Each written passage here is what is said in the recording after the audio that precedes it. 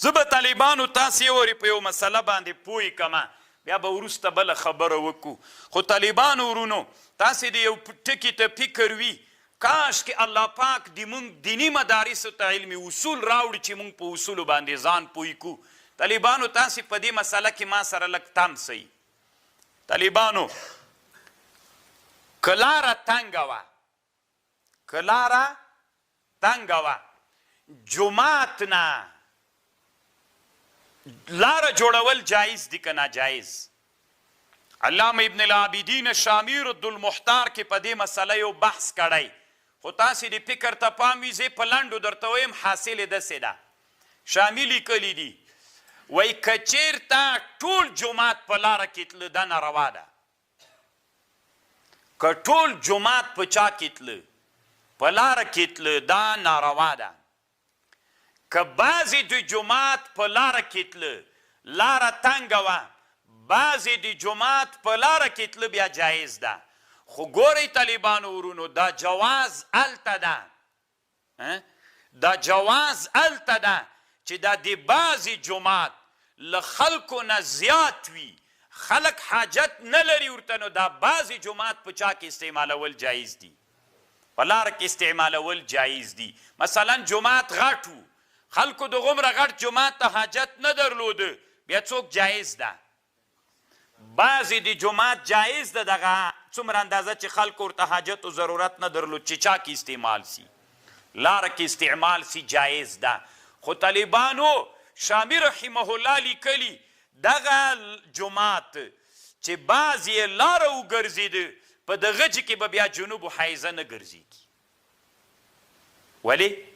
که جومات ده اگر چې اوس څوک تیر جوړه سوې لاره تیر جوړه سوې خو جنوب و حیزه پې باندې نسی تیرېدلی طالبانو دا د احنافو مذهب ده منم طالبانو چې دا د احنافو مذهب ده خو د نن عصر دپاره دنیا طالبانو ډېره وسیعه سوې ده ډېر سخت ضرورت نن دنیا کې شته ده دلته طالبانو که د احنافو په مذهب باندې فتوا کوي تر حده ډېر حرج طالبانو واقع کیږي خبر مې درته وکړله اوس مو بیرته بیا په اصلي خبره م پوی کوم باب المرور فی المسجد اوس احناف وی کوم ځای چې جومات وران سو په غجې کې لاره راغله دلته به جنوب اوس طالبانو د کابل کې د ورځې مثلا دا اوس لارې روانې دي مثلا اسانه به درته وایم د کابل د صحت عامې د چوک نه تر پولیچرخي پورې د پولیچرخي تر اډې پورې یا تر تلاشي پورې دا سړک 80 متره غټیږي لاره کې طالبانو کیدی سي او یا 80 جومات ته مخته راسي دا دومره غټ سړک طالبانو که هر جومات نه داسې تاووي نو بیخي ډېرې مځکې نیسي